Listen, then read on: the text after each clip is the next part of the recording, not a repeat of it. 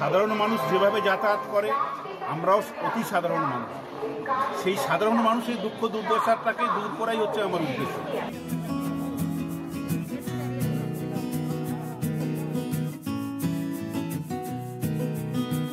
এক বিরল দৃশ্য আপনাদেরকে দেখাই। লোকাল ট্রেনে টিকিট কেটে জয়নগর লোকসভা কেন্দ্রের বিজেপি প্রার্থী অশোক কান্ডারি কেন্দ্রীয় জওয়ানদের নিয়ে আলিপুরে নমিনেশন জমা দিতে যাচ্ছেন, যে ভিডিওটা আপনারা দেখতে পাচ্ছেন।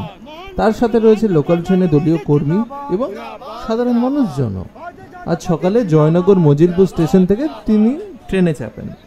ভিড় ট্রেনে বহু সহযাত্রীর সঙ্গে দাঁড়িয়ে দাঁড়িয়েই তিনি নমিনেশন জমা দিতে গেলেন। অন্য ক্ষেত্রে যেগুলো দেখা যায় যে বড় গাড়ি মার্সিডিজ, বিএমডাব্লিউ বা বড় বড় স্করপিও এইসব নিয়েই বেশিরভাগ ব্যক্তিত্বরা জমা দিতে যান মনোনয়ন। তো এইগুলোই তো হচ্ছে সাধারণ মানুষের জন্য একটা প্রথম পদক্ষেপ বলতে পারেন। বিরল দৃশ্য, কি বলবেন আপনারা? দেখতে থাকুন। সুখ দুঃখ যাতে কোনো দাবি জানাচ্ছেন ওনার কাছে? লোকাল ট্রেনে আপনি নিত্য যাতায়াত করেন, কোনো অসুবিধার কথা জানাচ্ছেন ওনাকে?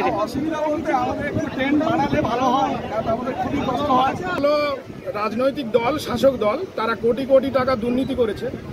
তো তারা এসি গাড়ি এবং বিভিন্নভাবে তারা প্রদর্শন করছে, ক্ষমতা প্রদর্শন করছে। কিন্তু আমাদের সম্পূর্ণ থিমটা একটু অন্য। আমরা সাধারণ যাত্রী যারা প্রত্যেক দিন দিন আনে দিন খায়, তারা কলকাতায় যায় এই ভিড় ট্রেনে সকালে।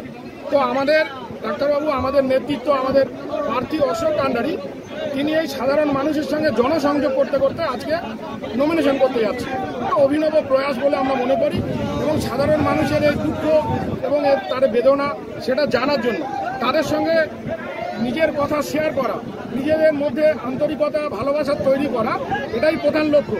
নইলে অশোক কান্ডারি দু চারটে গাড়ি নিয়ে যাওয়ার ক্ষমতা রাখেন, কিন্তু আমরা সাধারণ মানুষের সঙ্গে, ডাক্তারবাবু সাধারণ মানুষের সমন্বয় করার জন্য আজকে যাচ্ছেন এবং আমাদের সমস্ত সমর্থকরা কোনো সুখ নয়, কোনো শান্তি নয়, সবার সঙ্গে এই কষ্ট ভাগ করে এই ভিড় টেনে আমরা সবাই লোকাল ট্রেনে আমরা আজকে ডিএম অফিসে যাচ্ছি ডাক্তারবাবু নমিনেশন দিতে। এবং আমরা আত্মবিশ্বাসী যে আজকে নমিনেশনের পর ডাক্তারবাবুকে আমরা বিপুল ভোটে জয়যুক্ত করে এই জয়নগর লোকসভা কেন্দ্রের সাধারণ মানুষের যে কষ্ট, যে বেদনা, সেটাকে দূর করতে পারবো। কি পরিমাণে সাধারণ মানুষ তার ডাকে সাড়া দিচ্ছেন এই ভিডিওটা দেখতে থাকুন। এবং সাধারণ জনসমক্ষে বিজেপি যে একটি শুধুমাত্র রাষ্ট্রীয় এবং শুধুমাত্র একটা ধর্মকেন্দ্রিক জাতি নয়, দেখুন এক প্রমাণ। একটা মুসলমান ভাই এসে জয়নগরের লোকসভা প্রার্থী অশোক কান্ডারিকে জড়িয়ে ধরছেন। দেখুন, কি বলবেন আপনারা?